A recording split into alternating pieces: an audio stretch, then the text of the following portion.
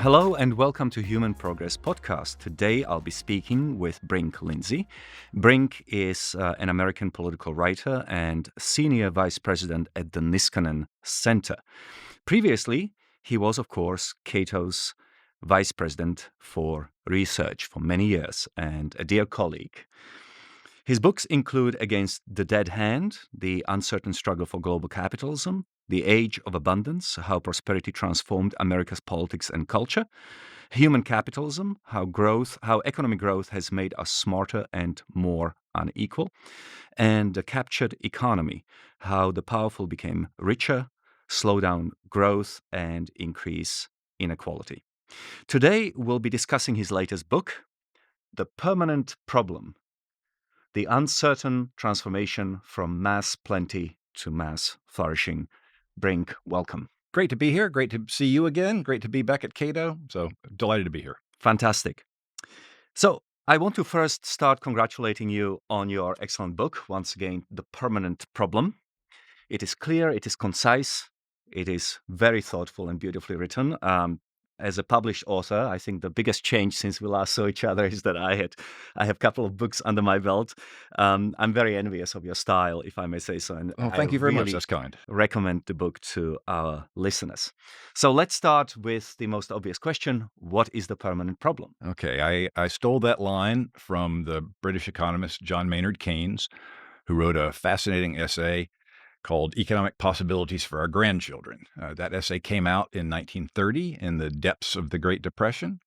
But he was brave enough then to argue that this global catastrophe was just an aberration, just a bump in the road in a much longer process of modern economic growth, a process that he believed would continue until by the time his audience's grandchildren were grown, by which he meant about a century from then, which means just a few years from now.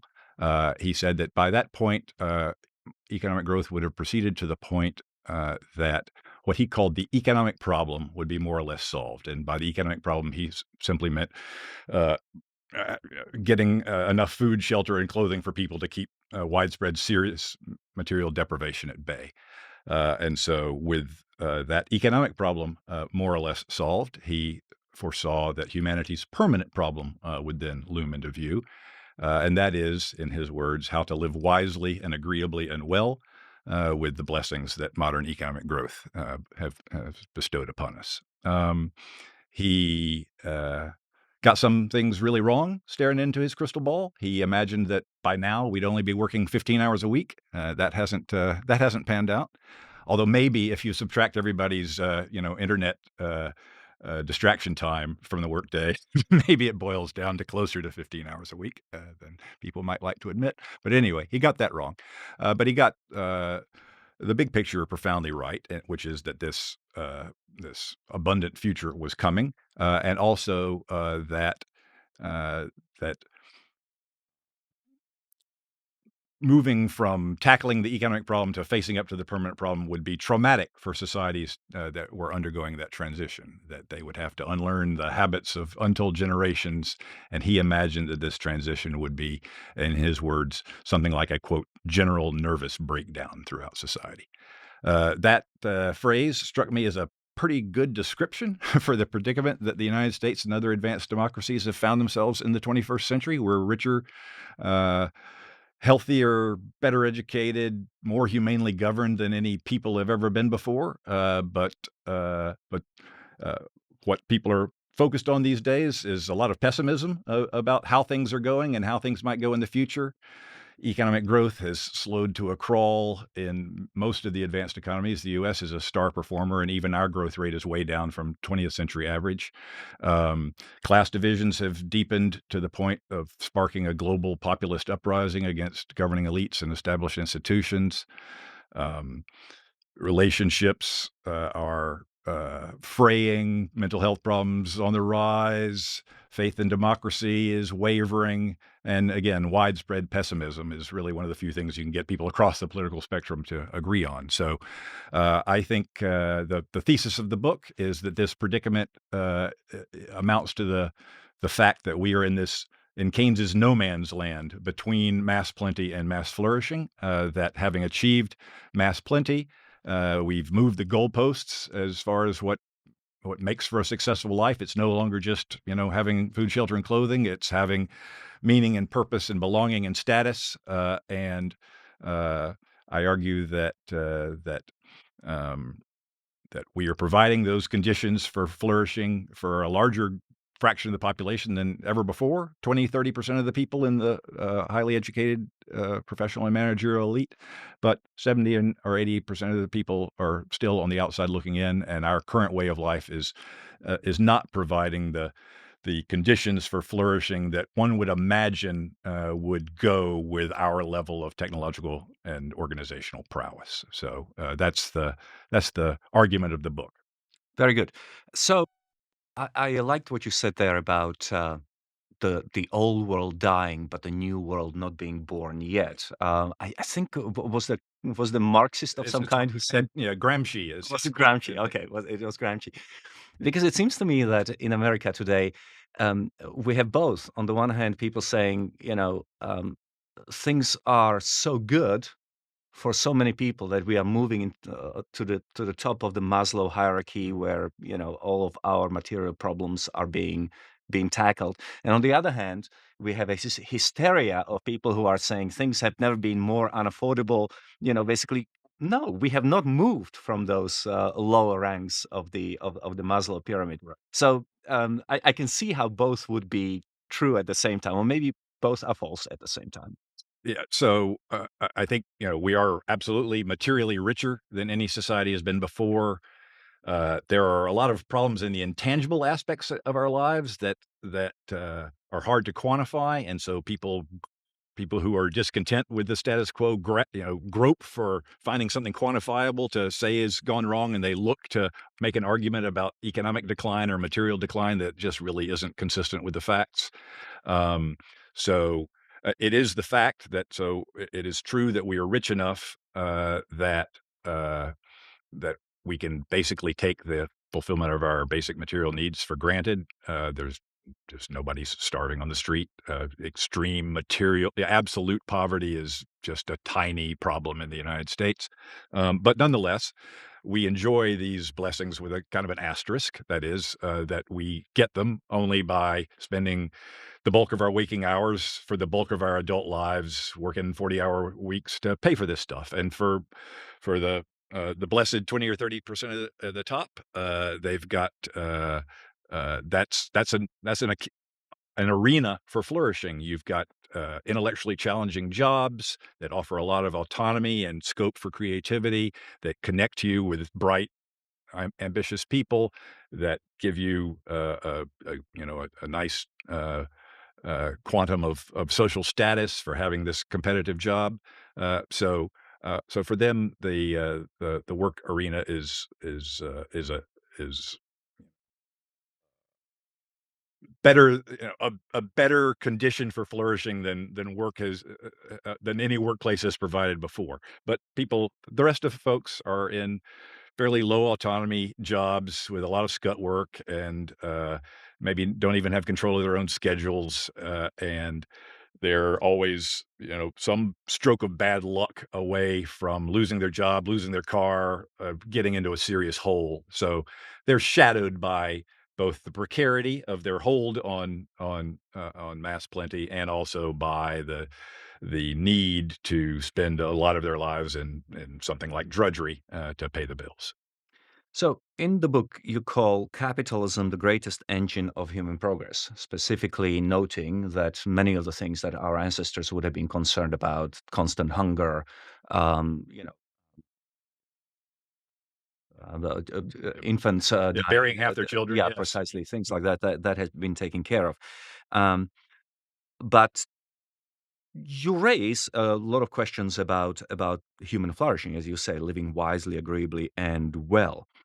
Um, Life satisfaction in America, in spite of the fact that life has improved and material standards of living have improved over time, life satisfaction in America, according to Gallup, has remained pretty much the same. Between 1979 and 2025, roughly 80% of Americans say that their lives are that they are either satisfied or very satisfied with their lives. But only 20% of Americans believe that America is going in the right direction. Right. So I guess let's start by what I want to get out of this conversation is to really nail down just how much of a challenge the situation is, how bad it really is. When 80% of Americans say that they are satisfied or very satisfied with their lives, what is going on? Is it that bad is always stronger than good? In other words, there's a certain limitation of imagination about how much better my life could be on my current income. Could I live in a little bit of a better house? Yes, sure. Could I have a swimming pool? Yes, private swimming pool, that sort of thing. Could I travel business class? Yes. Whereas I could imagine millions of things in which my life could be much worse. Stepping outside of the Cato Institute, get hit by a car, learning that my mother has died, that my children have, that sort of thing. So is that part of the problem? Um, so I don't put much stock in or lean on these sort of self assessments of life satisfaction. I think psychologically healthy people make the best of things, and so whatever the circumstances, and you'll find, you the kind of happiness surveys of life satisfaction surveys find a lot of cultural variation. So, Latin Americans seem to report higher life satisfaction given their level of GDP than Scandinavian countries or Japan. So I don't know that we're getting a lot of useful data out of those surveys. So what I really more look at is the kind of conditions for a well-lived life. So, and their first work opportunities, the opportunities for challenging, fulfilling, interesting work are very good for a considerable fraction of people, but they're not so good for the majority. Um, and uh, and that divergence along educational lines is also translated into a big status difference between the well-off or the well-educated and everybody else, and it's now translated into kind of diverging paths of of achieving those conditions that are the foundation for a well-lived life. So you have diverging odds of being in the workforce. So there's been a very small drop off in male prime age labor force participation uh, for college educated men from the mid 60s to the present. There's been a big drop off in labor force participation for non college educated men. So they're less connected to the workforce. There's been a big divergence in the odds of getting married. There's a substantial hit that you take in the odds of getting married if you don't have a college degree. There's a huge divergence in the odds of growing up in a two-parent home, depending on whether your parents are college educated or not. And then finally, just in recent years, we've actually seen a divergence in life expectancy. So and rather than the poor sort of catching up with the rich over time, they're now sort of pulling apart. So these are rich country problems. So in context, they're a lot better problems to have than poor country problems, but they're still problems nonetheless. And I would say, you know, are we doing better than ever before? Sure. I don't think that exhausts the inquiry in a society organized around progress. A purely backward looking standard of evaluation just isn't dispositive. I think the work that the humanprogress.org does in raising awareness of the extent of our material progress, which is woefully underappreciated, is very, very important work. But there's other things going on as well. Yeah. Uh, and in some of those intangibles, there's warning signs that things are going in the wrong direction. And then most broadly, I think there's just the question of, has progress in the art of living kept pace with progress in our technological wizardry and our organizational capabilities?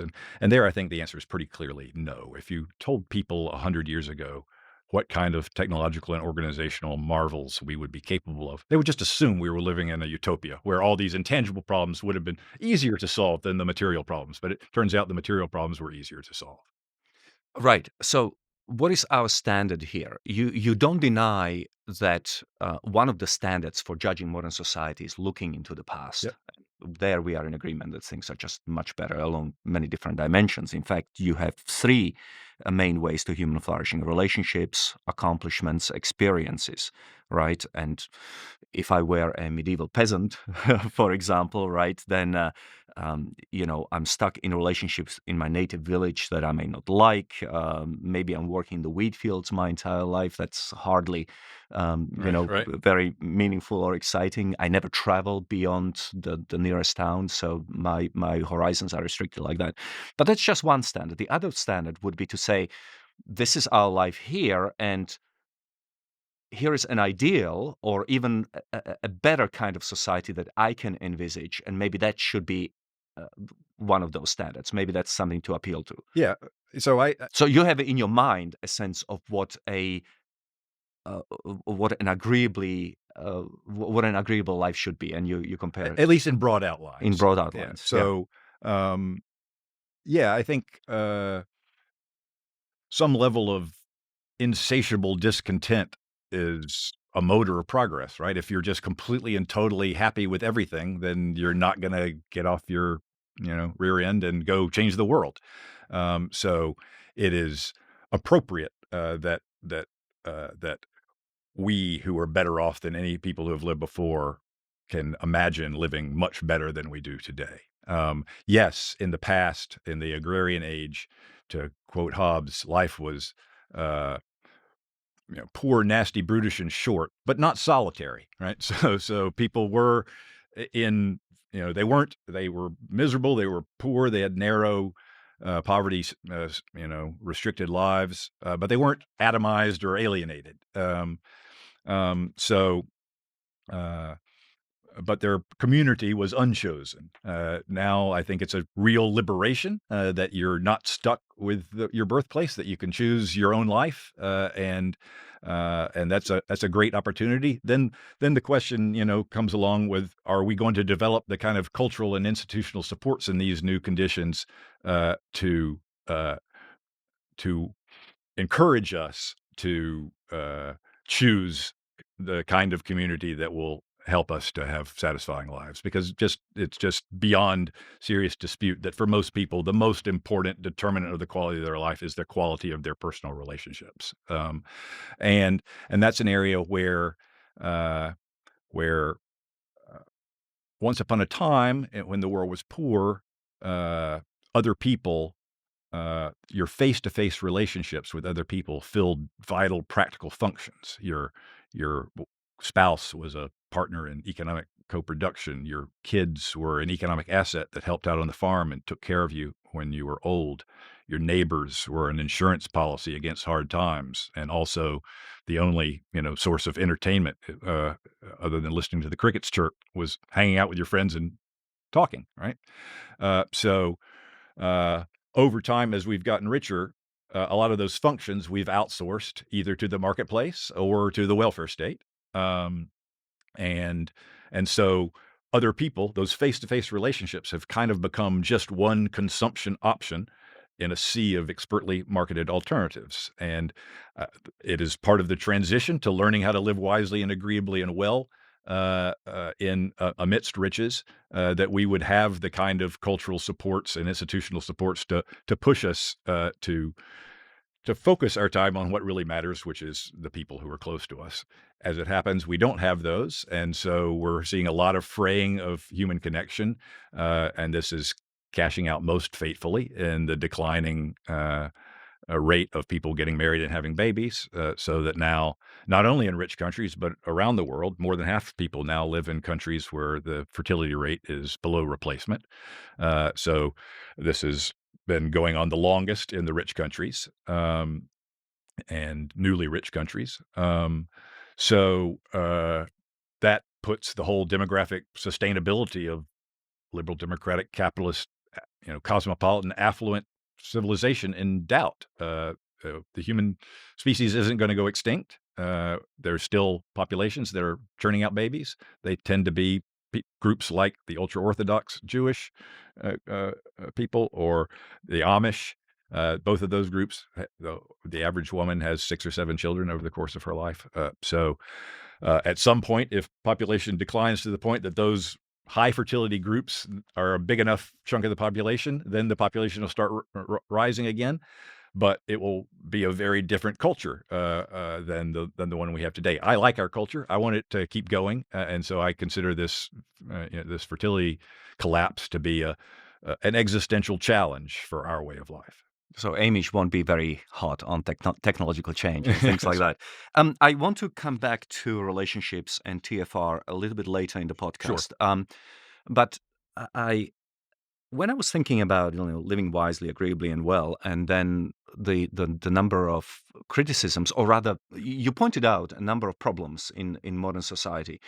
I want to ask you about the danger of presentism. In other words, that we see a problem that that is currently in on the front pages of newspapers, and then we extrapolate from it a certain crisis Right. that may destroy our society in the long run. So, um, separating that which is fundamental to what endangers modernity from that which is just a passing trend. That's what I want to talk to you about: the possibility of adaptation and also technological change. So let me give you a few examples. You write in the book, we are getting fatter, dumber, and our mental health is deteriorating. It certainly feels like it, right? Um, we have obesity, we have smartphone addiction, suicides, anxiety, lack of sex, and so forth. So obesity is already declining in the United Starting States to, yes. because of Ozempic. Thank God for that. Increasingly large numbers of young people are switching off social media. Apparently, Gen Zers, the newest ones, are the best at that. Also, when it comes to new technologies, often there is a bit of a lag. I mean, it took us 60 or 70 years to figure out that you shouldn't be drinking and driving at the same time. So there is that. Suicide rates are falling in rich countries outside of the United States. So this may be a particular American problems. And I wonder how much of the anxiety crisis is simply a matter of measuring. So something like 90% of the increase in autism can now be ascribed to simply changing characteristics. So I'm not saying that the criticisms that you raise are incorrect. Certainly, a lot of people are talking about them.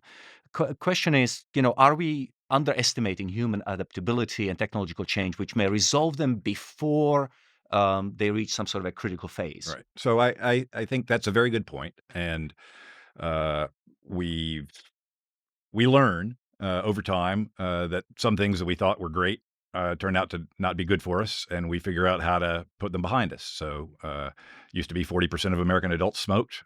That's not the case anymore. It used to be we covered our walls with lead paint. We discovered that was making us stupider, and so we stopped doing that. So these, we've got a now looks like a Deus ex machina for obesity. We've got a medicine for it, but it's the fact that this obesity wave happened is sort of symptomatic of the challenges of being rich. That when we were poor, we developed this kind of scarcity based morality of self discipline and self control and resisting temptation, because if you didn't stay on the straight and narrow, disaster was going to happen. And as those constraints, material constraints, lessened, there was an inevitable and appropriate and benevolent loosening up. People could indulge their desires more. They could, to a greater extent than in the past, follow a "if it feels good, do it" kind of path. But it turns out that over time, those qualities of self discipline and self mastery are still extremely necessary today. Today, not to keep you on the straight and narrow and away from falling into horrible poverty, but to keep you focused on the things that really matter rather than trivial, distracting desires that ultimately don't lead to your long-term happiness. So, uh, uh, capitalism gives us what we want. We don't yet have the kind of cultural supports to make sure that it gives us what we want to want. So we've got better access to, healthy, delicious food than ever before, but too many of us gorge out on junk food to the point where 40% of us are obese, starting to tail off now. Yay. Um, we now, thanks to the internet and AI, have all the world's knowledge at our fingertips. That is alas, not led to a kind of new renaissance and discovering all these hidden Einsteins who were out there that didn't have access to, weren't plugged into the world's knowledge base. Instead, we see raw IQ scores falling as people stop reading and just sort of succumb to weapons of mass distraction. So um, uh, these, I think, are kind of predictable, not surprising rich country problems of learning how to deal with the temptation of plenty. Um, I am hopeful that over time we will adjust to these things. But part of the adjustment process is people, crying foul, saying things are going wrong, people writing books saying capitalism has gone off course so that it can then make a course correction. So yes, I don't think we're doomed. I don't think this shows that modern economic growth was a sham. It just means that that every success breeds new kinds of problems and then you keep tackling them. So these are the problems we're faced with right now. They're serious. They're causing a lot of grief for a lot of people. But I think there's plenty of grounds for hope that we can get on top of them. Yeah, every solution of every problem leads to another problem. Very often smaller Yeah. problems. Like, we used to die in famines by tens of millions. Then we got enough food, we became obese. Now we have Ozempic, which maybe decreasing some of our muscle mass, and then we'll solve that with an improved drug, and et cetera, et And now cetera, we have down to the wait a line. whole 2 years to binge the next season of our favorite program. White Lotus. Um, I want to return to us getting dumber.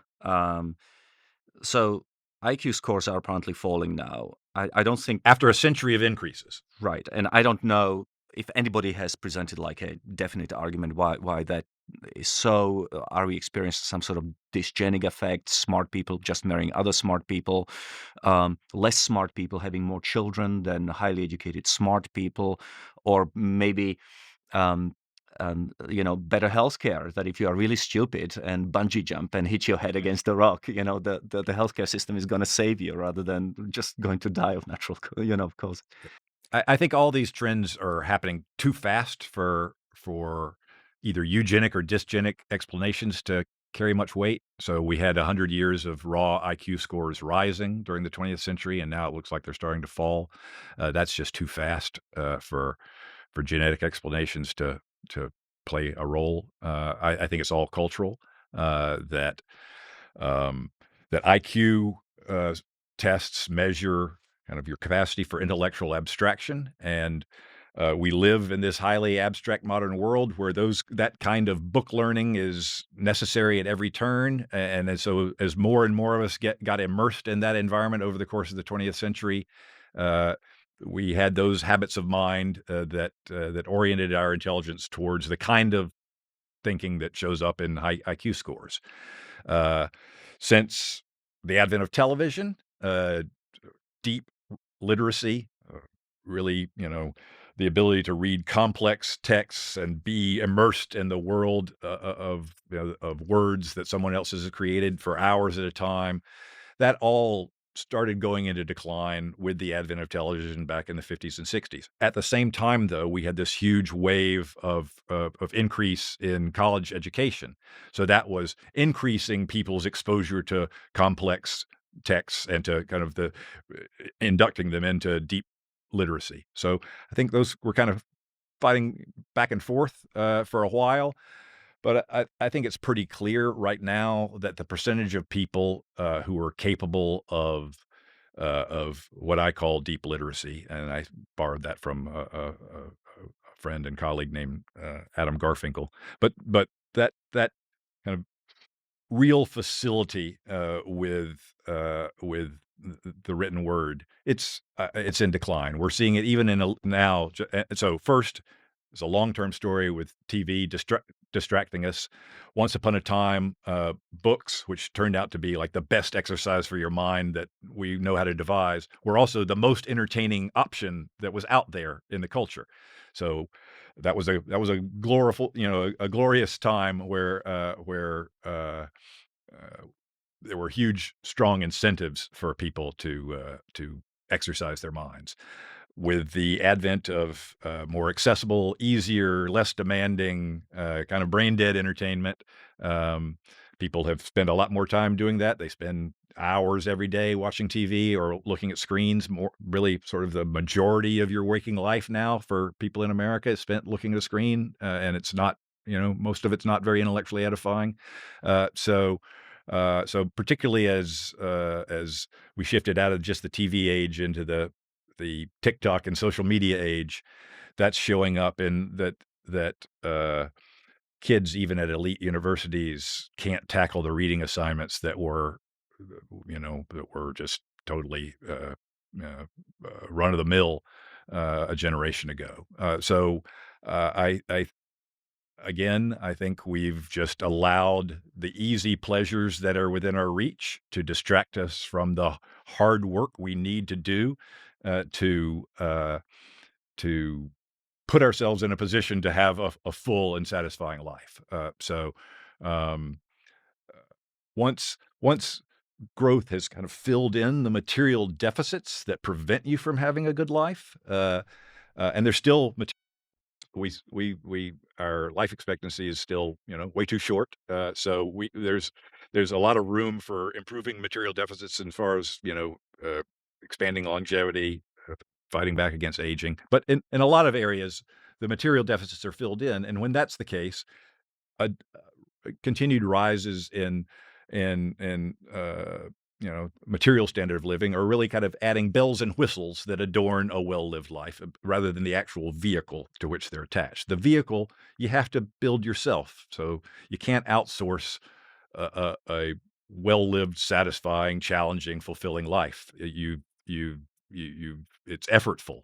You've got to develop the self-discipline to focus your life on the things that matter most, on having a healthy, body, on having a sound mind, on having fulfilling, dense relationships.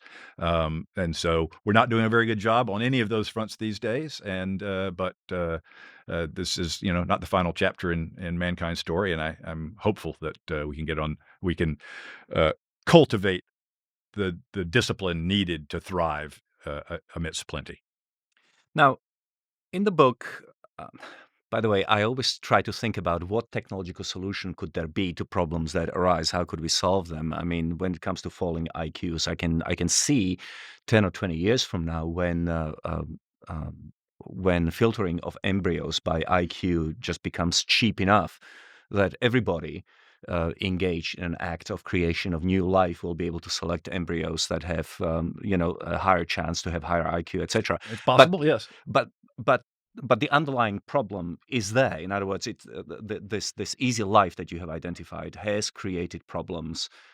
Social media have created a problem, meaning moving away from word culture to picture culture Right. that need to be solved somehow. Maybe there will be a technological solution to it or not. But Uh, even if you've got, the kids with just great native brain power, they've got to have their curiosity turned on and stoked, so a mind is a terrible thing to waste, yeah. no matter how sharp it is. But it's totally easy to waste a sharp mind with a intellectual junk food culture. So the cultural change is going to have to kick in, even if we're able to produce to fiddle with the parenting process to load the dice in favor of smarter kids. Now, in the book, you sort of you group the problems that you identify into three distinct brackets. One is slowing economic dynamism. Then there's the breakdown in inclusiveness, and then there's the crisis of politics. So I want to look at them in turn. Let's start with the inclusivity and class divide. Now, you rightly point out that blue collar work has been frowned upon for a long time, and that people in such jobs felt undervalued. Trump's election may be seen as part of the country reaction to that state of affairs. But one could also make the case that the golden age for such jobs, blue collar jobs, for example, is just beginning, because the white collar jobs will be eroded by AI. But you still need the plumber and the electrician to come to the house and take care of the stuff that AI cannot help you with. I recently had a guy come in and change a light on my ceiling because it's a typical, intellectual. I couldn't do it myself. I paid this guy $200 for an hour of work. Are we already seeing a rebalancing when it comes to inclusivity and class divide? So, we're in the very early days of this AI revolution. Already the capabilities of the large language models are gobsmacking, and the progress in capabilities does not seem to be slowing down. This is a huge wild card in any. So in this book, I'm trying to do what Keynes did. I'm trying to look like 100 years down the road and how things could get much worse or could get much better. But that's just makes always, predictions are hard, especially about the future. But throw AI into the mix, and it just creates massive uncertainty. So I think the potential for AI to work out the way you said, that is that it sort of takes the hammer to the privileged position of knowledge workers in a way that specifically journalists have been hammered over the past 20 years. That's entirely possible, and that we will have a revaluation of status so that people who can fix things and maintain things, are rise in social estimation. And I think that would be a salutary development. I know, living through the dawn of the internet and all the millenarian hype that was associated with that time, we thought that authoritarian governments would topple, and that that we would have this kind of renaissance by putting the world's knowledge in everybody's fingertips. We would connect everybody, and that would strengthen our social lives. That a lot of that hype didn't pan out, and in fact, we've seen a dark side to the IT revolution. That every tool has, tools are neutral; they can be used well, they can be used poorly. So it was foolish and naive to think that there was only upside with information technology. We've seen some of the downside of late. With AI, we're seeing these just magical kind of capabilities, but at the same time, with this kind of consumerist mentality of the cult of convenience and comfort, without a pushback that no, you need to have self-discipline to really live well, then we're seeing one of the first use cases for AI is just to outsource thinking and learning by students, with, I think, disastrous potential outcomes. If already, those of us who grew up in the pre-online world and developed, bookish reading habits, I think everybody I talk to feels like their attention span has been, dinged by the endless distractions of going online. But for kids that grow up with no alternative and didn't get that grounding in the slow, effortful process of developing your thinking through reading and writing, uh, that could push things very badly wrong. So we get a lot dumber faster. I'm hopeful that we're going to figure out how to use these technologies for our betterment rather than just for our spiritually empty distraction. And the change in relative status of different kinds of occupations is absolutely a possibility, and that would be great. Yeah, one reason why I like the book so much is because you come at modernity from perspective of a friendly critic. In other words, you are not the guy who is saying, "Oh, life would have been much better in 1350" or something like that. You don't project onto the past some kind of a rosy, you Right. don't look at the past with rosy filters. Let's talk a little bit about life being too easy. It runs through the book, um, and how effort and difficulty is actually important for the formation of uh, one's personality and for flourishing and for finding meaning.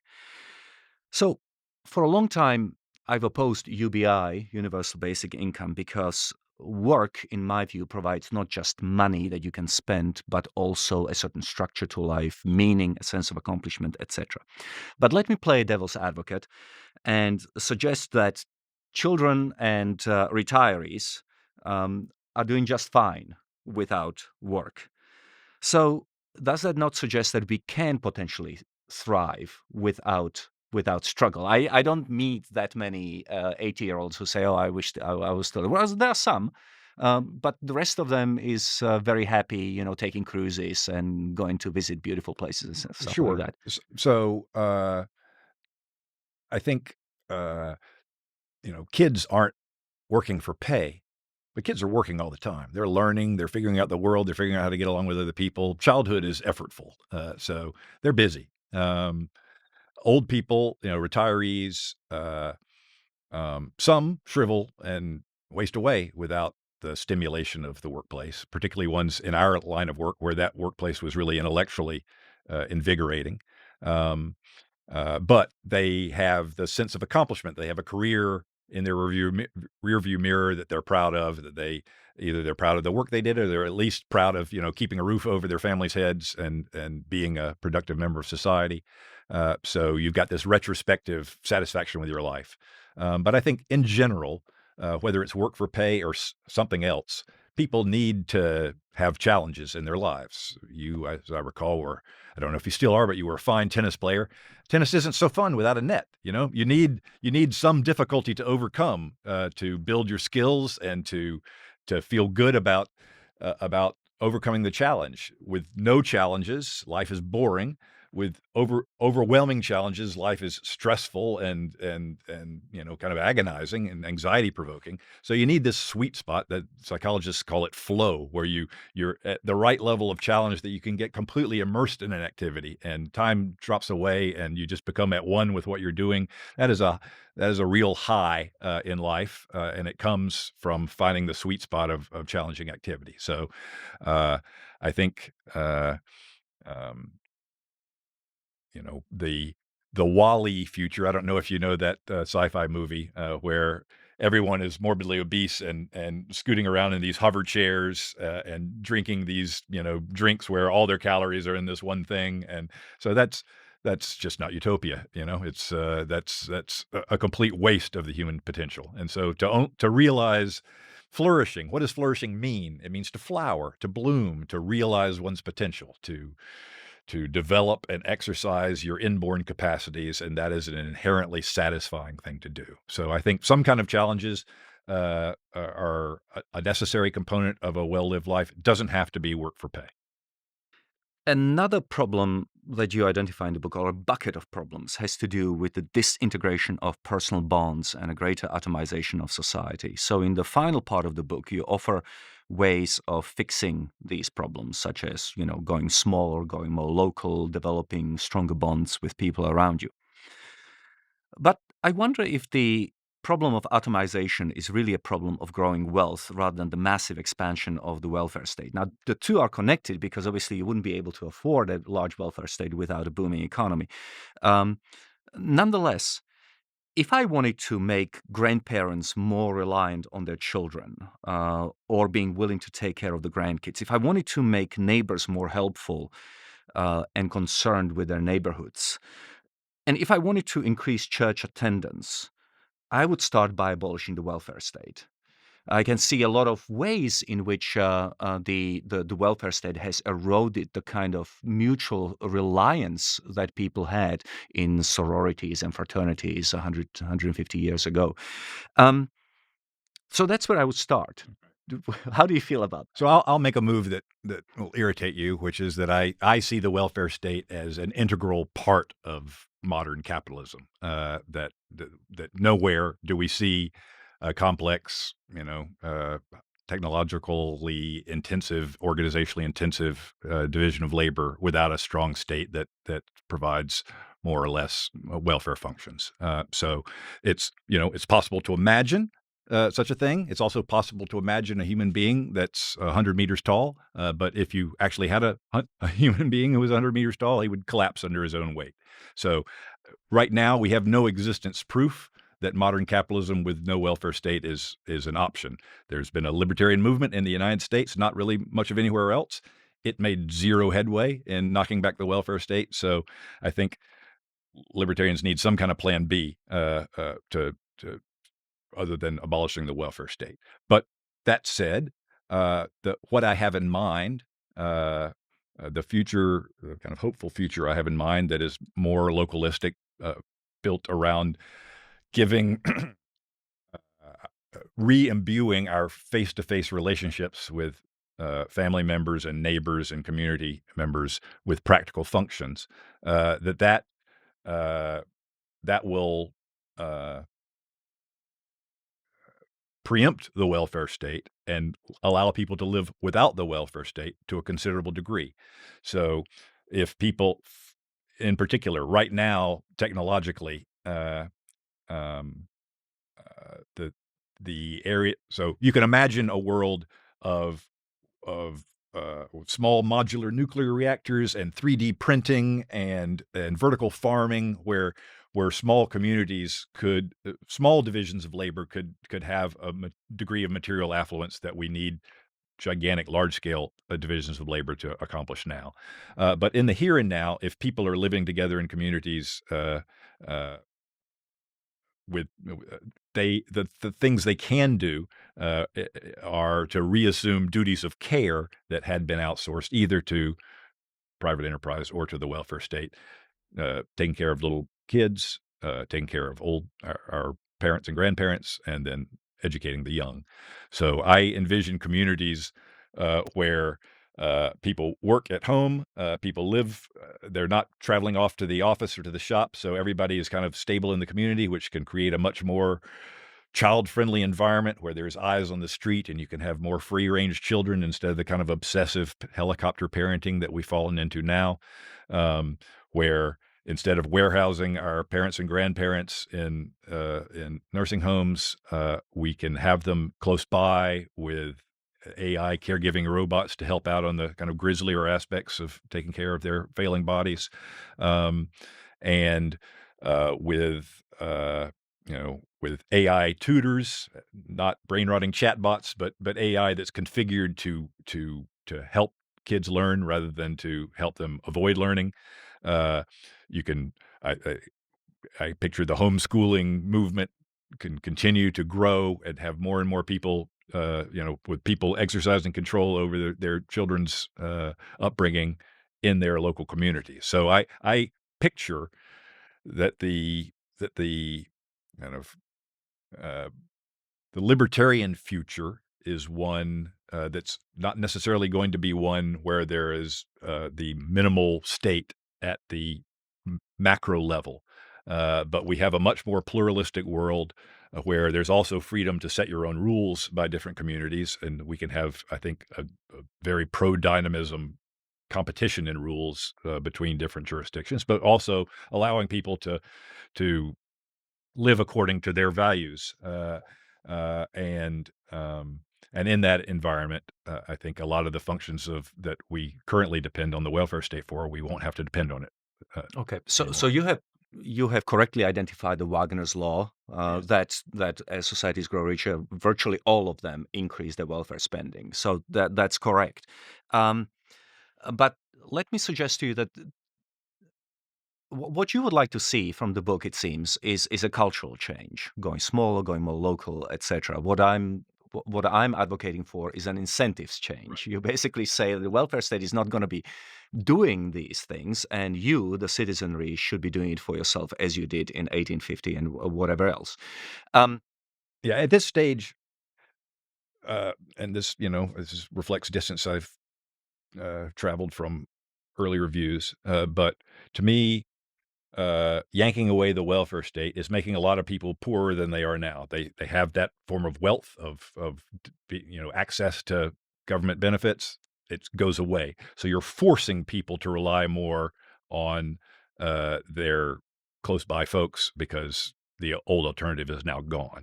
I want to sort of I want to create situations where people will choose to depend more on other people rather than being forced into it. but there And will always be a tension. If the government says, um, we can pay for your child to go to a school.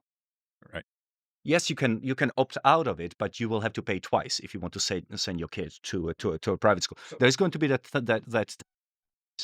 yeah, so if I can, it is easier for me to imagine our societies, substantially outgrowing the welfare state than just outright legislating it out of existence. That is, that if we are in these smaller, more self-sufficient communities, then people think that that's a much better alternative than the old welfare state model was, and they live according to that. And since they're not dependent on the far away big government benefits in the way that they were in the past, then the tax burden could go down as well because there just isn't a demand for those benefits anymore because we figured out another way to provide those services to people, and we're providing it to ourselves at the communal level. So, to me, this is a path towards a more libertarian future, but it's learning how to do these things for ourselves, and these duties of care in particular. Uh, we try to have daycare markets, but the problem is this is very labor intensive work, taking care of children, and we want you know capable, responsible people taking care of the most important people in our lives. So that introduces a real problem. Either it's insanely expensive, or it's you pay people on the cheap and you get a lower quality of caretaker. So to me, this is reality screaming. You really need to be doing this stuff for yourself at the Mhm, local level. mhm. And I, Yeah, no, no, yeah, I yeah, mean, I totally agree with you. I just wonder what is going to be more effective yeah. at that, appealing to people's cultural change, or basically saying, okay, from tomorrow onwards, it's your job to do that. But at the very least, it seems to me that you would agree that we will need to have competition. In other words, interjurisdictional competition. We need. Well, I don't know if you would totally agree with it, but taking it away from the welfare state and maybe giving to the states and let them play around with the extent of the welfare state so that Massachusetts can learn from Texas and Texas can learn from California and that sort of Yeah, thing. and even more importantly, I think on the regulatory side, that so this is the what I call the capitalism's crisis of inclusion is this weakening relationship between growth and widespread good conditions for the good life for people, um, or for a better life, better overall life for people. Meanwhile, though, the capacity of the crisis of dynamism is the weakening capacity of the system to just keep delivering growth, to keep pushing the technological frontier outward, and there again.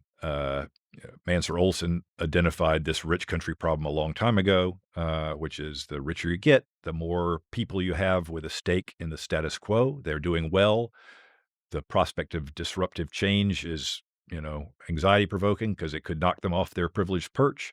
So they have an incentive to stop change. Also, the richer you get, the lower communication costs are, and so the easier it is to band together with like-minded people and organize to throw sand in the gears of creative destruction. And so that we see right and left. Meanwhile, we've got the knowledge economy has created this large class of knowledge workers, the professional and managerial class, uh, and they have there is just sort of deeply embedded in that class consciousness, a sort of imperative to manage and control and rationalize everything in their grasp. We see that in the public sector, obviously, with the growth of bureaucracy and with just one layer of government processes after another. You see nothing's working. So the solution then is to add another layer of process on top of that. Um, so we've got lots of dysfunction of managerialism run amok in the public sector, but I think we also see it in the private sector. We see it in the explosion of administrative staff on campus. We see it in the HRization of corporate life. We see it in the increasing, use by employers of surveillance to track employees' every keystroke and bathroom break. And we see it in helicopter parenting and these professional and managerial people on their off hours deploying those instincts to try to squeeze every drop of spontaneity out of childhood in the name of So, safety. so So that's those impulses are, are deep seated, and they have over time contributed to an increasing drag on our dynamism and on our capacity for pushing the technological frontier forward. I think for a number of decades we were quite complacent about all of this because progress in the world of bits and information technology was so rapid and amazing, that we just thought, okay, well, progress has just changed domains. It's moved out of the world of atoms into the world of bits, but it's still awesome. Um, but but that I think we're now coming to grips with the fact, that there's still lots of work to be done in the world of atoms to make life better. it shouldn't cost $100 billion to buy to build 20 kilometers of rail Right, in of course. California and that sort of thing. So, on the left side of the spectrum, the seriousness that they take climate change and the degree to which they want to accelerate what I think will already happen anyway, a transition to cleaner energy sources. So they see that transition is being slowed down, often by environmental groups. Yeah, So that's changed their orientation. I think the rise of late with the prospect of renewed geopolitical competition with a peer adversary, now China instead of the Soviet Union, has a lot of people worried that China is the workshop of the world. They are the manufacturing powerhouse. We won World War II by outproducing our adversaries. So we worry if we get into a hot war with China, how we'll do. So that's got people focused again on the capacity of our societies to be effective in the world of stuff. So we're seeing a reorientation back towards the importance of recognizing what we've lost in our slowdown of dynamism. But tackling it is a huge problem, and I think one of the most effective ways to tackle this is interjurisdictional competition. yeah.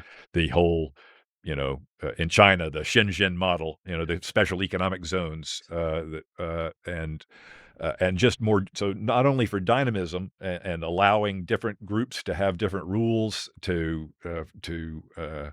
um, um, limit the exposure of those different rules, and so other people aren't threatened by them. But then, if they really take off and it looks like these different set of rules really is producing, better results, then they could be emulated elsewhere. So and then beyond that, beyond just the dynamism side, uh, we're just ineradicably culturally pluralistic people, especially under conditions of modernity. People are not going to agree with each other on what the good life is. They're going to have different values. Having us all crammed together under one set of rules makes those value differences really, high stakes and combustible, uh, and has produced a lot of the dysfunctional politics we're experiencing now. To the extent we can hive off and live with people that think like us and live under our rules, I think that's a So that I that's should a build that's a a hu- as a more stable and more satisfying future as well. So I think, I think having different strokes for different folks, different rules, for different jurisdictions, would be a huge beneficial, instrument in pushing for progress. Seems like I should be building a house next to yours. But I wanted to ask you a question about Joseph Tainter's idea, which plays a part in your book about the declining returns to complexity. But you've already addressed that, so I'll just recommend that people really look up that theory and how important it is that. Uh, Increased bureaucratization of society, for example, Yes. shouldn't be allowed to strangle economic growth because When I think about economic growth, it's almost like the decline of the Western Roman Empire. Is that everybody has their own favorite theory about Right. how economic growth has risen, but ultimately everybody agrees that there had to be a competition between states, between entities, between legal entities, because Right. without it, if you have just one, they are going to ultimately strangle Yes. progress.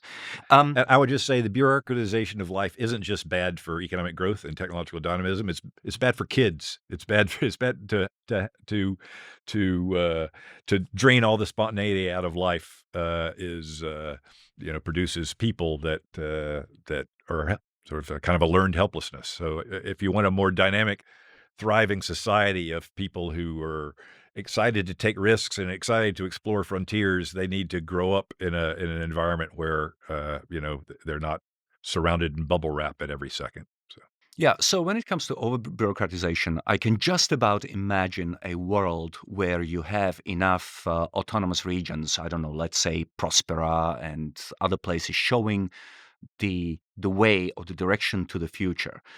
What I cannot imagine is overcoming a problem you have identified in chapter 4, which is loss aversion, right? So you note that declining GDP growth rate. You note the declining GDP growth rate, right? Much of the decline in our capacity for innovation is self-inflicted, a casualty of caution and complacency that afflicts the rich and the comfortable. I especially like the phrase capitalism had its legs broken by things like NIMBYism, extreme environmentalism, and so forth. Um, so at the same time, though, whilst we are being loss averse, we also hate the idea of low or no economic growth because you can see that Americans are very unhappy and the country is quite destabilized when we have no economic growth and things turn zero sum very quickly.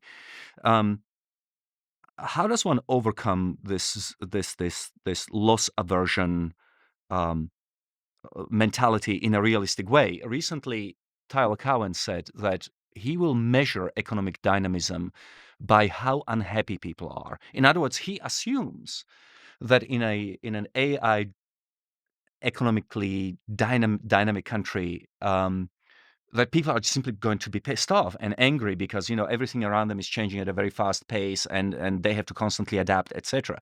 So if psychologically we don't want to be miserable and we are loss averse, then doesn't that basically destroy any chance of high growth rate in the future? yeah, I think it's a balance. That is, you're right that people are naturally small c conservative, and the richer they get, the more naturally small c conservative their instincts are.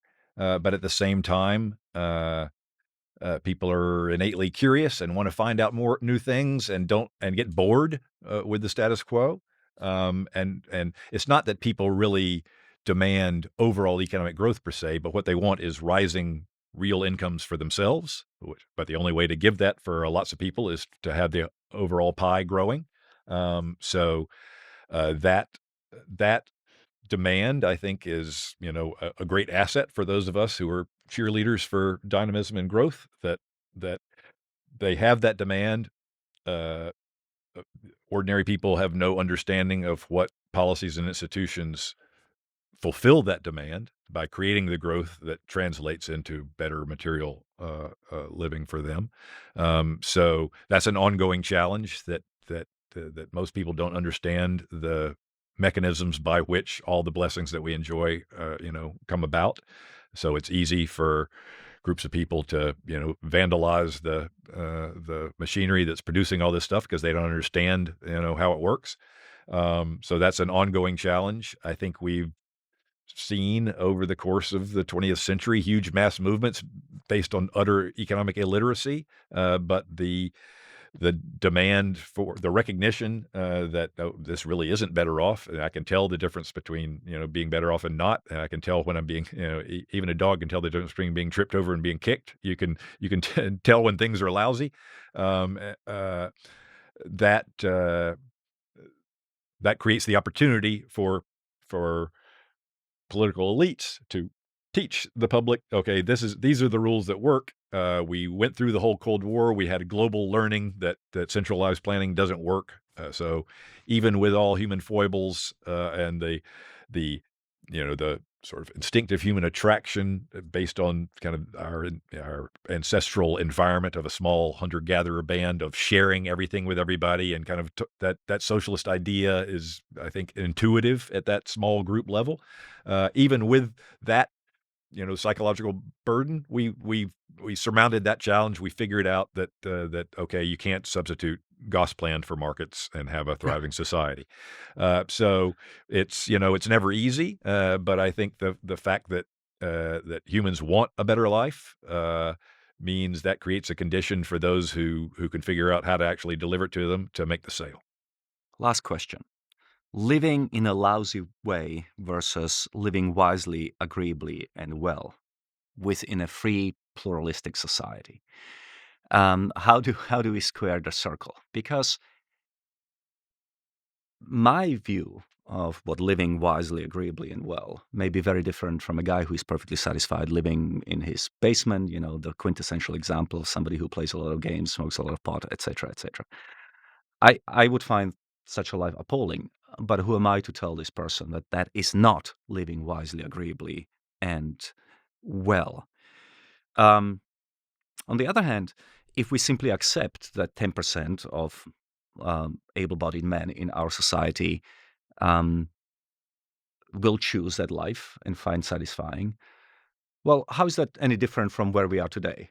In other words, aren't you worried that even if all your hopes come to pass, that the future may still contain a lot of people who will not be living wisely, agreeably, and well, um, just as they are today? Yeah. So at we can talk about sort of flourishing at the individual level and then flourishing at the societal level. I think uh, there's a lot of different ways. So I talk about projects and relationships and experiences. Some people are really focused on the projects and very light on the relationships. They do fine. Some people are great at cultivating amazing experiences and they're not very practical about anything else, but they know how to live well that way. So that all works out. But at the with a lot of variation, a lot of different ways to have a good life, and then a lot of cultural variation in different kind of flavors of packaging those different ways of living a good life. At the social level, there's there's, a little bit less variety. So that is, I mean, to take one example,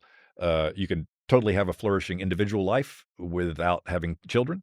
Can't really have a flourishing society unless a number of people are having babies, right?